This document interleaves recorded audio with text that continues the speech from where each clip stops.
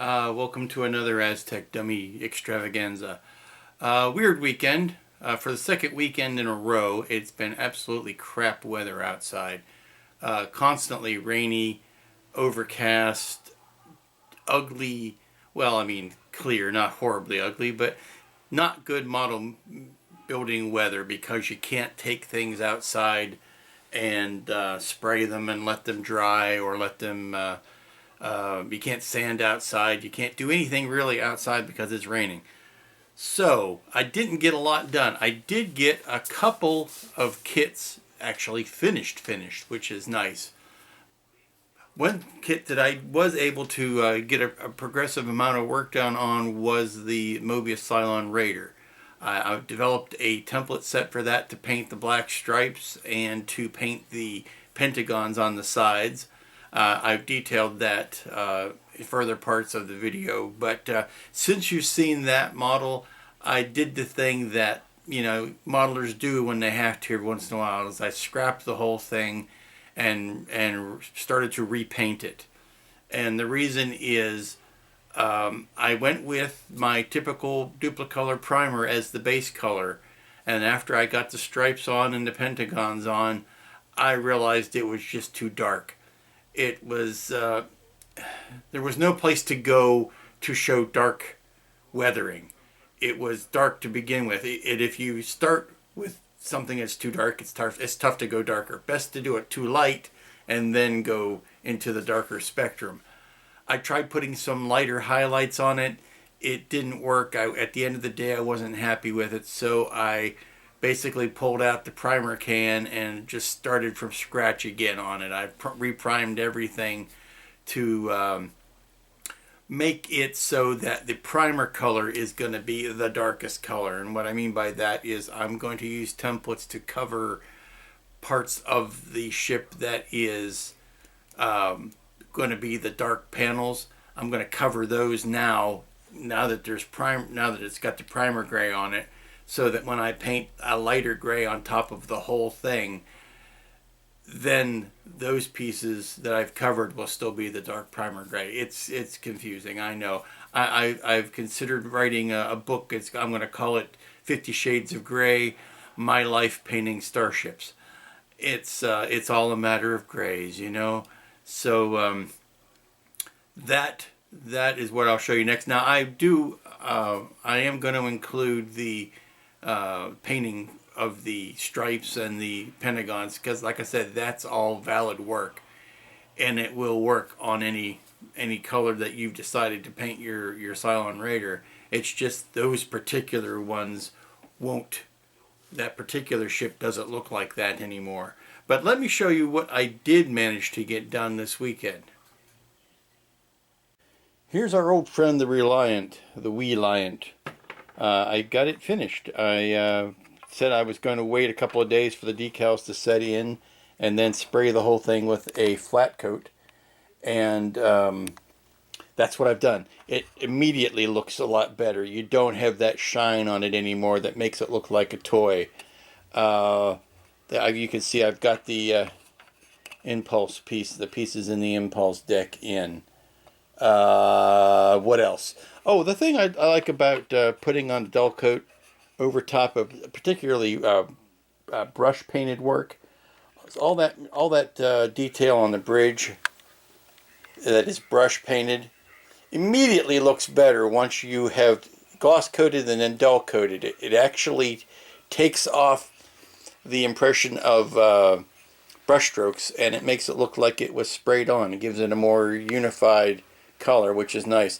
I was pleased as hell to see that Paul has come out with his etch kit, his etch set for this kit, because it does need some help. It needs help on the impulse deck. It needs, the unforgivable lack of detail on the back of the bridge module. Paul has replicated a piece for that. The paragraphic set I highly recommend.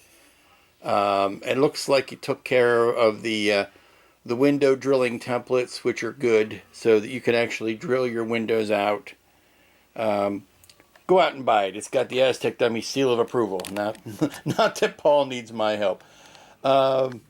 here is the kit as it exists in its current state. Like I said, I went back to formula on it, and I have resprayed primer on it. I will tell you one thing about the building of this kit. As solid and as good as it is, do yourself a favor and take about 1/4 of an inch off of each peg. I must have sawed 1/4 of an inch off of those 4 pegs. It just fits so much better and easier. You don't have to push it down and down and down and down.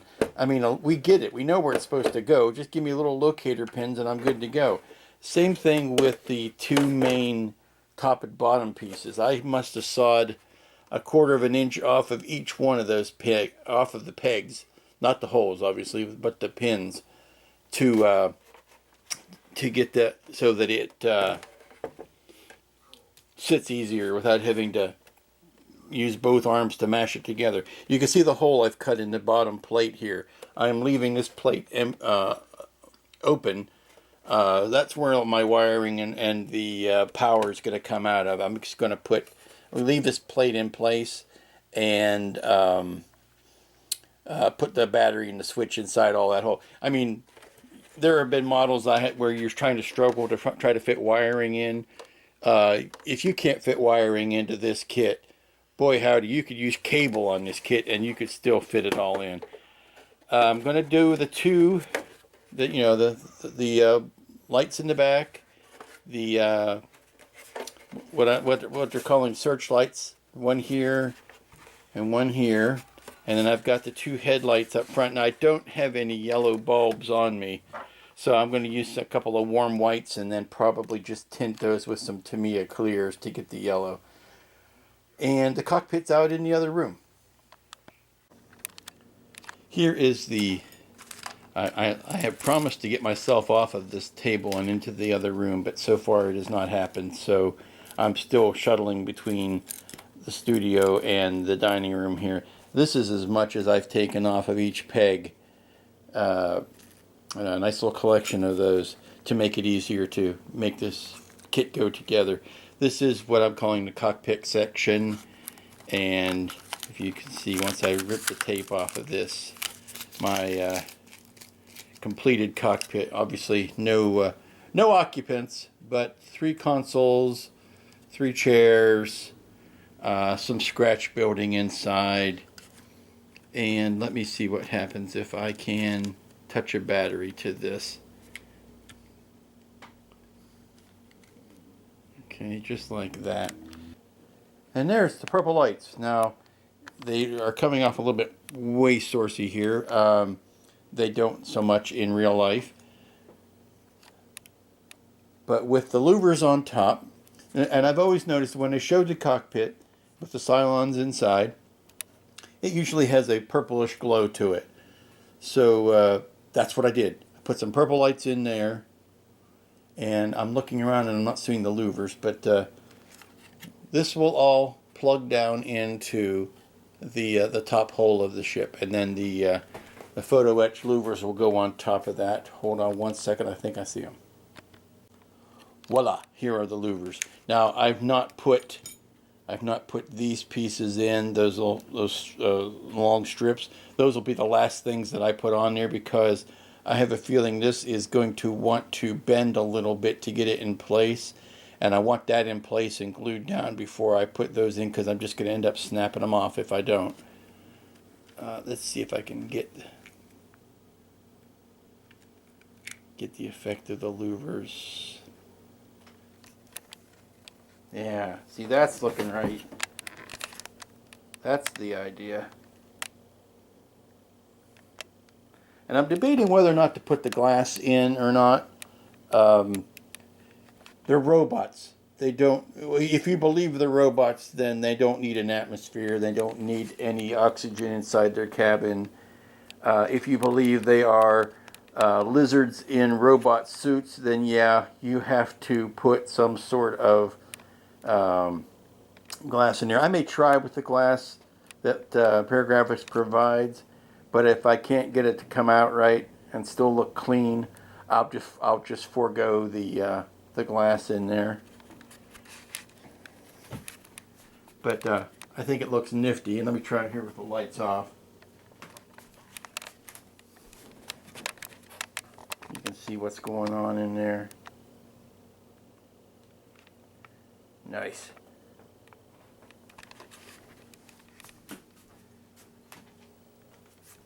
And the last, which brings us to the last project that I finished this weekend.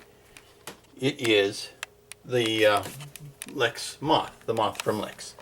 The thing I wanted to do was to get the wings on and get the bubbles over the canopy bubbles in place.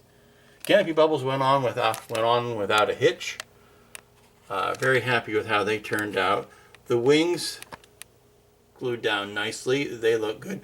The wings gave me some problems because of the veins that are in the wings. I must have painted and stripped and repainted these wings, I don't know, half a dozen times. And I decided it looked best without trying to paint the veins in. Every time I tried to paint them, it would look overdone. And I tried painting on the back. I tried only using, a fine wispy line down the center. I tried coloring the whole thing in. And frankly, I couldn't strip these down and clean them again. They've been through the ringer. So I decided a nice iridescent white pearl on the top, and it really catches the sunlight when I put it outside. But again, that was back when there was some sun shining. If I ever see the sun again, maybe I'll take this outside and take some still pictures of it so you can see what it looks like in actual sun. But that was, let me see if I can get into the cockpit here.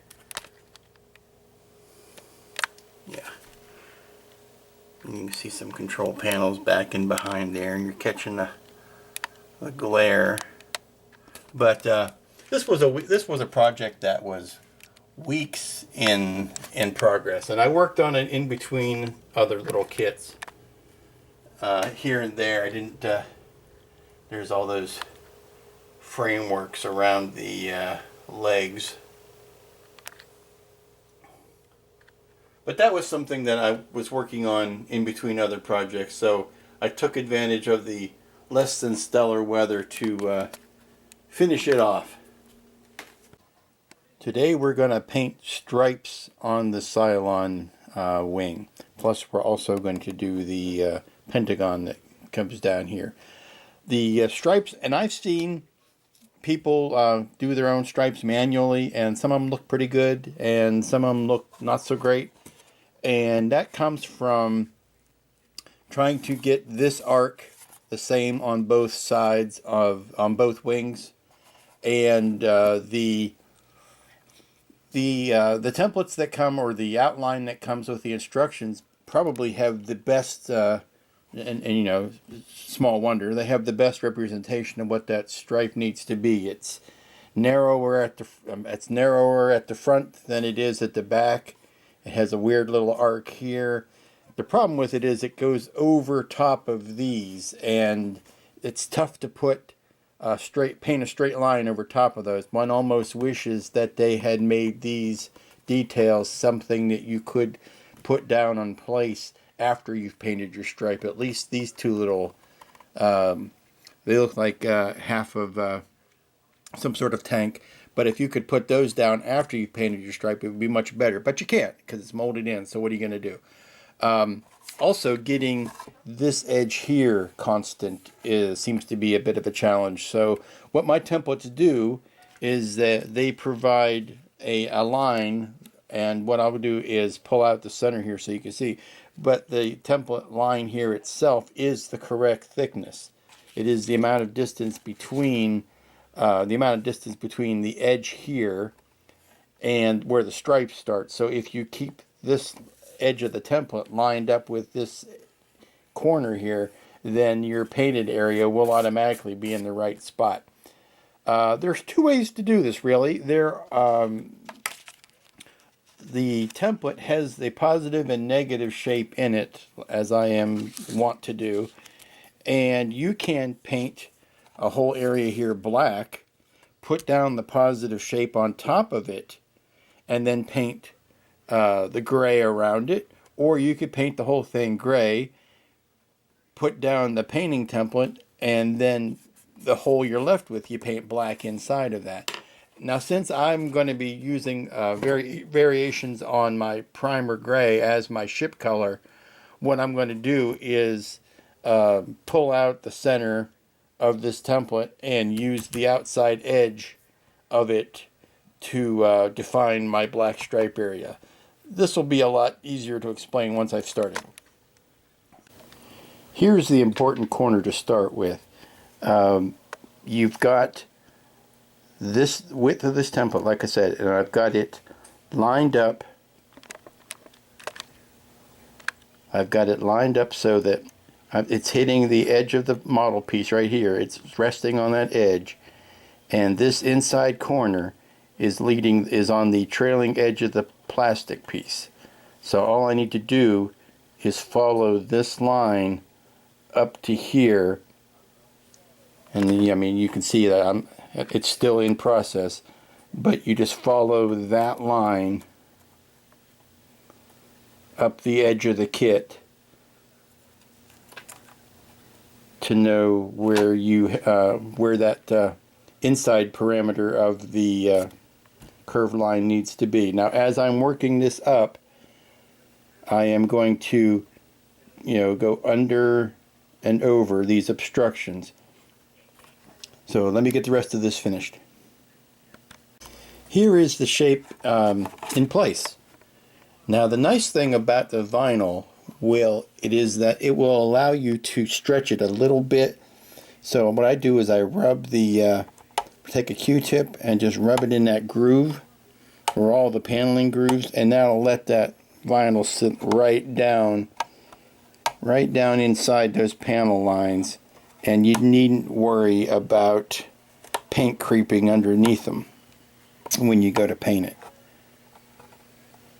Just take a regular old Q-tip. You might want to dull it a little bit so that you don't accidentally tear the vinyl, but you follow all of these panel lines and it will sink right down in there. Now, this isn't as important because you're not painting on this side, but you are painting in the hole here. So you want to make sure you have worked those really tight into these changes in elevation so that you don't get any paint creeping underneath there. And up here at the top.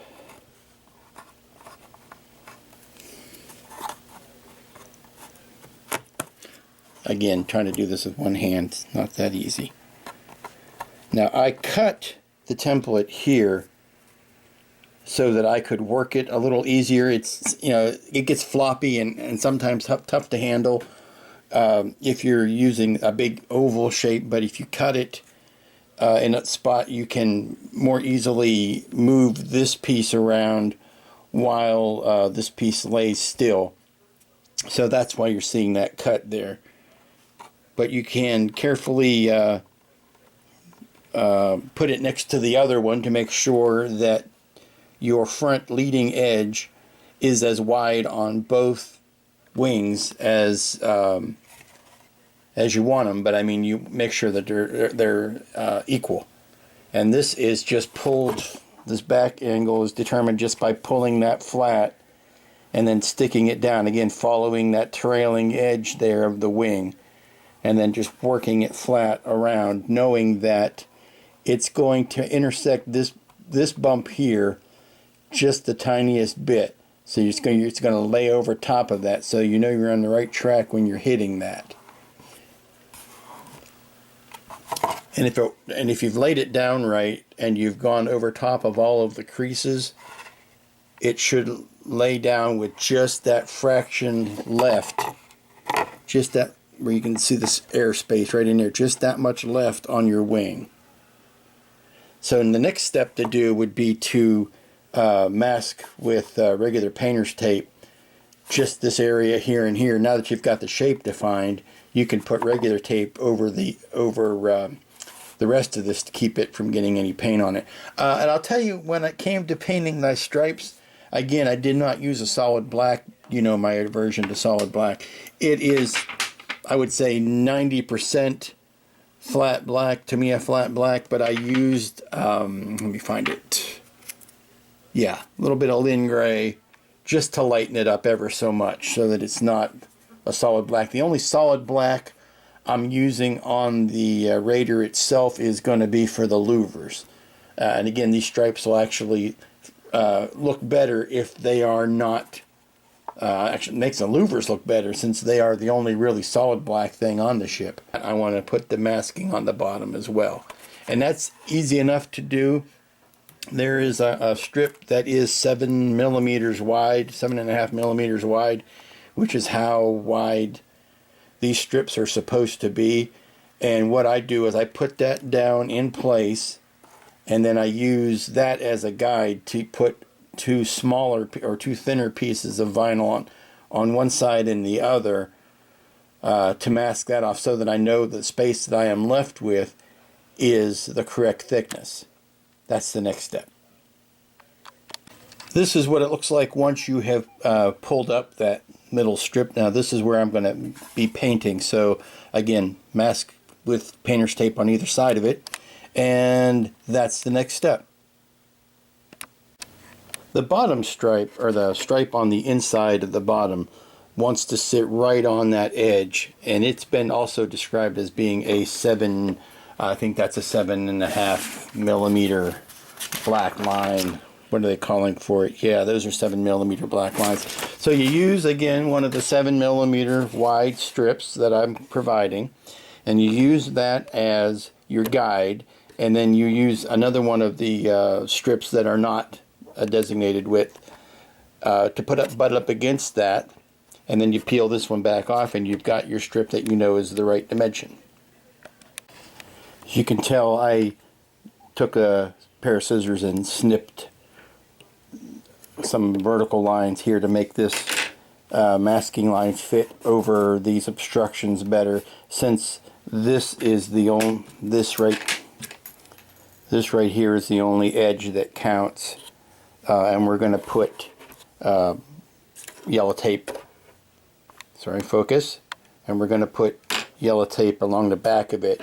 I can go ahead and just make those straight cuts. And then I put another piece here to mask this area. Having given the paint, a few minutes to dry, not too long. It's Tamiya after all, it doesn't take that long. I've pulled the yellow painter's tape off, and what I'm left with is the orange template. And look at that. Look how beautiful and sharp and clear that line is. Lovely. Now on the top. Again, trying to do this one-handed.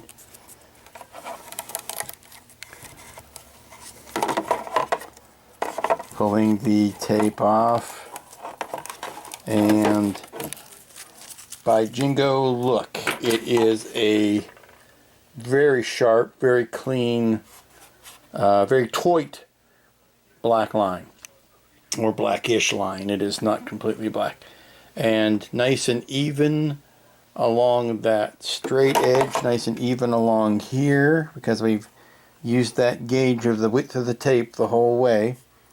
And it goes to a nice taper, and it comes up over the rounded spots, and I'm not seeing any bleed through. Maybe a little touch right there, but very crisp. And of course, this has not been weathered yet. The next bit to do is the pentagon here, and pulling the tape off of this. Nice crisp line here.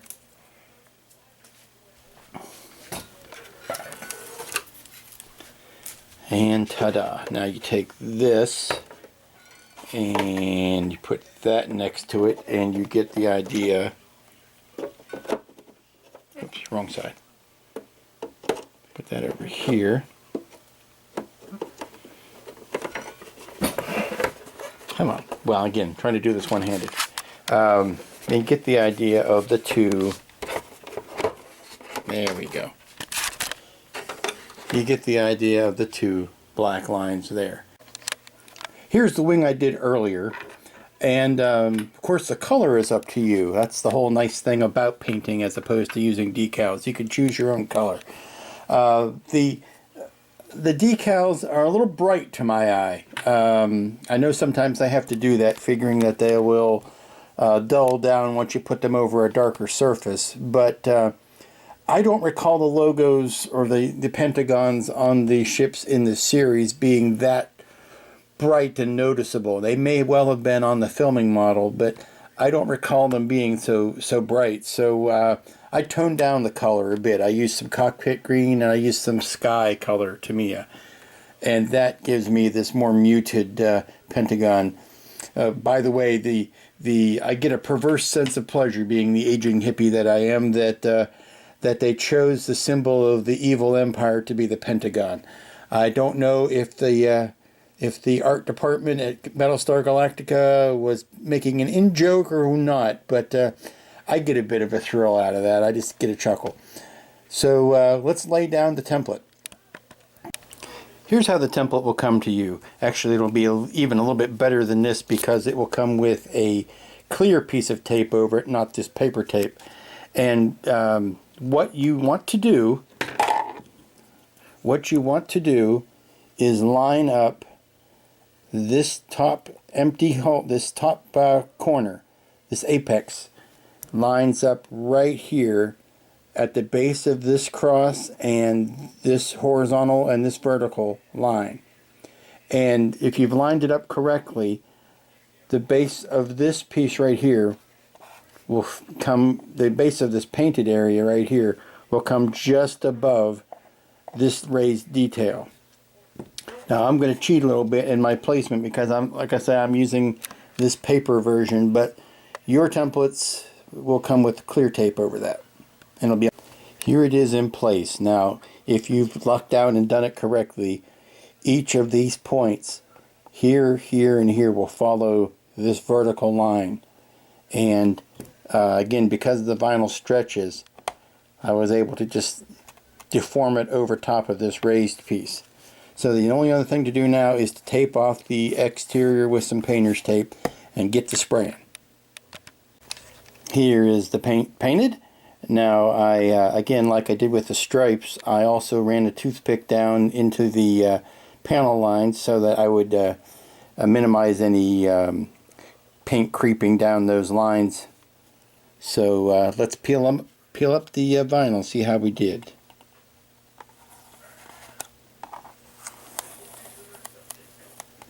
Some nice crisp lines I can see already. Again, trying to do this with one hand.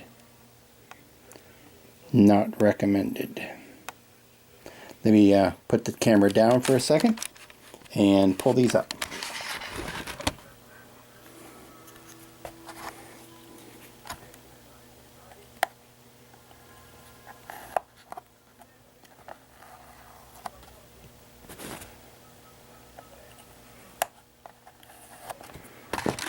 There you go. Second completed Cylon logo. So what next to do is weather away. Now that you've got your paint, your stripe and your insignia painted, it is much easier to weather over that and have a consistent weathering effect rather than how this would look if it were a decal and all of a sudden you're plastic slash film paper plastic, and it just weathering over decals never looks as good as weathering over paint. So that's why I prefer to paint. But here you see a completed set of wings, and now to get on to the rest of the ship.